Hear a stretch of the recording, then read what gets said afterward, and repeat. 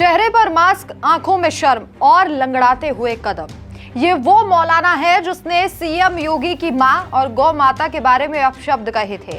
इन्हें UP STF Bihar से घसीट कर उत्तर प्रदेश ले आई और इनका तगड़ा इलाज कर दिया है।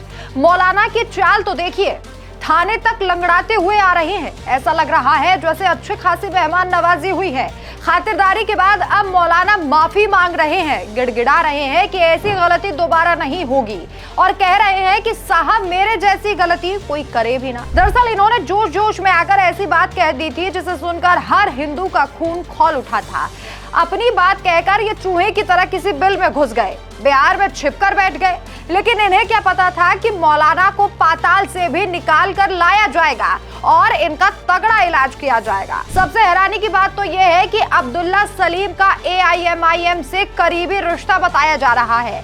ऐसी पार्टी के करीबी लोगों से आप उम्मीद भी क्या ही कर सकते हैं। ओवैसी की पार्टी के यूपी प्रदेश अध्यक्ष शौकत अली मुसलमानों को भड़का रहे हैं, तो वहीं मौलाना ने हद ही पार कर दी और योगी की मां को गंदे अभद्र शब्द कहे।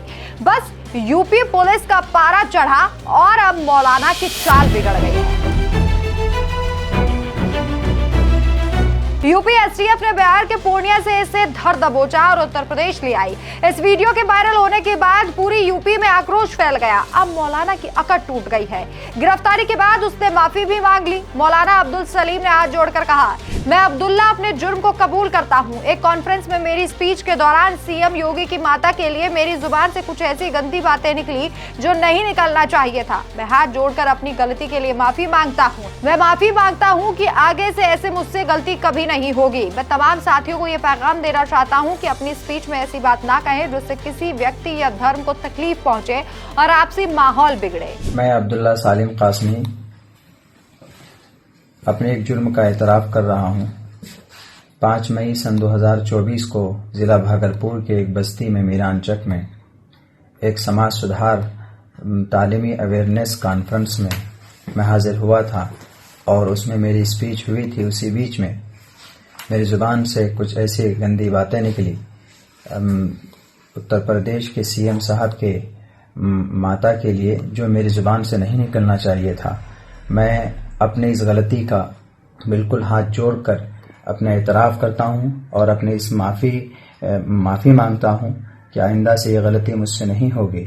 और मैं ये पैगाम तमाम साथियों को देना चाहता हूं, देशवासियों को, कि अपनी स्पीच में, अपनी तकरीरों में ऐसी बात न कहें कि जिससे किसी व्यक्ति की या किसी धर्म की किसी को तकलीफ पहुंचे और फिर आपसी माहौल बिगड़े। तो अपने इस जुर्म का मैं दिल की उससे माफ़ी का तलबगार हूं कि मुझसे आइंदा कभी ये गलती नहीं होगी।